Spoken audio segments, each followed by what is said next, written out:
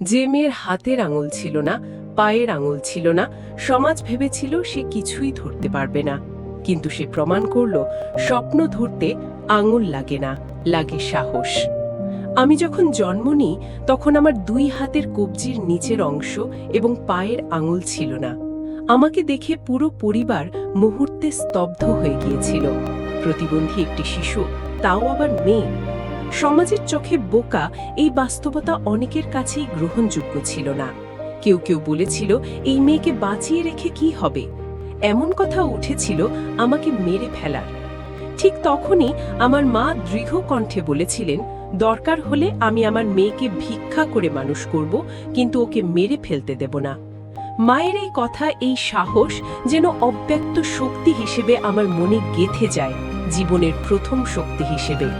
কিন্তু ভাগ্যের নির্মম পরিহাস, জন্মের মাত্র 6 মাস পরই অসুস্থতায় আমার মা পৃথিবী ছেড়ে চলে যান। মা হারানোর পর আমার দায়িত্ব নেন দাদি। বাবা আবার বিবাহ করেন। বিয়ে করলে বাবারাও যেন কেমন পর হয়ে যায়। আমার দাদি আমাকে আগলে রাখেন নিজের বুকের ভেতর।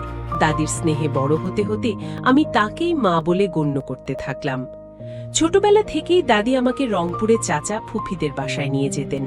শারীরিক সীমাবদ্ধতা সত্ত্বেও আমার মনে ছিল একটাই প্রশ্ন, আমি কি অন্যদের মতো ভুলে যেতে পারবো না? কলম ধরতে পারতাম না, কিন্তু আমার বড় বোন কণা আপু ধৈর্য ধরে আমাকে কলম ধরতে শেখান। সেই থেকেই আমার পড়াশোনার যাত্রা শুরু। ধীরে ধীরে প্রথম থেকে 5ম শ্রেণী শেষ করি, পরে গ্রামের পাশের মাদ্রাসায় ভর্তি হই। কিন্তু বাবার পক্ষ থেকে পড়াশোনায় তেমন কোনো আগ্রহ বা সহযোগিতা ছিল না। ঘরের ভেতরে অনেক সময়ই আমাকে ইচ্ছা করেই পড়তে দেওয়া হতো না, আলো নিভিয়ে দেওয়া হতো।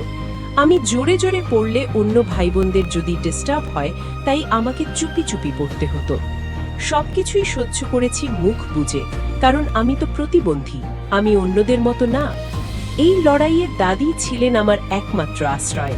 তিনি অন্যের কাছ থেকে সাহায্য নিয়ে আমার পড়াশোনার খরচ চালিয়েছেন। ঈদে নতুন জামা কখনো জোটেনি। চাচা কোরবানির ঈদে যে একটি জামা দিতেন, সেটাই ছিল আমার আনন্দ। চাচাতো ফুপাতো বোনদের পুরনো খাতা, কলম, জামা, ব্যাগ এগুলোই ছিল আমার সম্বল। মাদ্রাসার শিক্ষক আইনুল স্যার আমাকে বিনা বেতনে প্রাইভেট পড়িয়েছেন। এসএসসি পরীক্ষার সময় ফর্ম ফিলআপের টাকা জোগাড় করতে না পেরে ভেঙে পড়েছিলাম। মনে হয়েছিল এবার বুঝি থেমে যেতে হবে। ঠিক তখনই পাশে দাঁড়ান মাদ্রাসার সুপারিনটেন্ডেন্ট আইয়ুব আলী হুজুর। তার সহায়তায় এসএসসি পরীক্ষা দিই এবং মানবিক বিভাগ থেকে 4.69 পাই। এইচএসসি শেষ করে প্রথমবার বিশ্ববিদ্যালয়ের স্বপ্ন দেখি। কোচিং কি, বিশ্ববিদ্যালয় কি, সবই নতুন। প্রথমবার গুচ্ছে পরীক্ষায় ব্যর্থ হয়ে ভেঙে পড়েছিলাম, কিন্তু হাল ছাড়িনি, আবার প্রস্তুতি নিই। দ্বিতীয়বার পরীক্ষায় আল্লাহ সহায় হন। বেগম রোকেয়া বিশ্ববিদ্যালয়ে ম্যানেজমেন্ট স্টাডিজ বিভাগে চান্স পাই।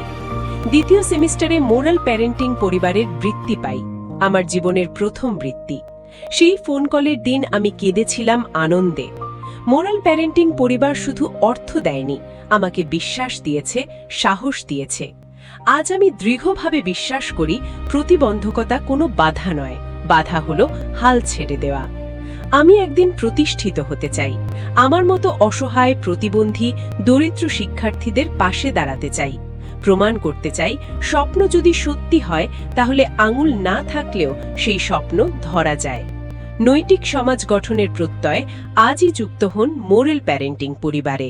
মিনারা খাতুন, বেগম রোকেয়া বিশ্ববিদ্যালয়, রংপুর।